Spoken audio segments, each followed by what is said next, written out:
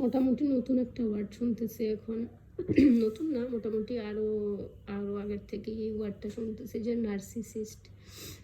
এখন নার্সিসিস্ট হইতেছে গিয়া সেলফ সেন্টার, সেলফিশ এই টাইপের মানুষগুলা নার্সিসিস্ট বলে। আসলে সেলফ সেন্টার, সেলফিশ বা এই টাইপের মানুষগুলা মানে ঘুরাইয়া ফিরাইয়া সব মেলাইয়া এটাই বোঝাইতেছে যে মানে খারাপ মানুষ আর কি। তা এইটাকে সেকশন ওয়াইজ আসলে ভাগ করা হইতেছে যে নার্সিসিস্ট। আবার আরেকটা ওয়ার্ড যেটা শুনলাম যে যে এনার্জি ভ্যাম্পায়ার।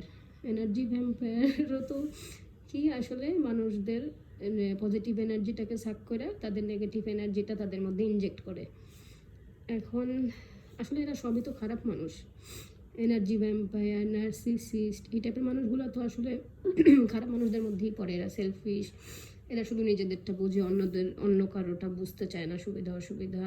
তো এদেরকে আসলে নার্সিসিস্ট বইলা, এনার্জি ভ্যাম্পায়ার মানে সেকশন ওয়াইজ ভাগ করে এদেরকে আলাদাভাবে একটা নাম দেওয়ার আমার মনে হয় কোনো দরকার নাই। এরা এক কথায় এরা খারাপ মানুষ। কারণ যারা শুধু নিজেরটা চিন্তা করবে, অন্য কারোটা চিন্তা করবে না, কিংবা যারা খুব টেকনিক্যালি চিন্তা করবে, শুধু ব্রেন দিয়ে চিন্তা করবে, খুব টেকনিক্যালি চিন্তা করবে, শুধু নিজের সুবিধা অসুবিধা বুঝবে, অন্য কারোটা বুঝবে না, বা পলিটিক্স করবে, তারা তো আসলে সবই খারাপ মানুষ।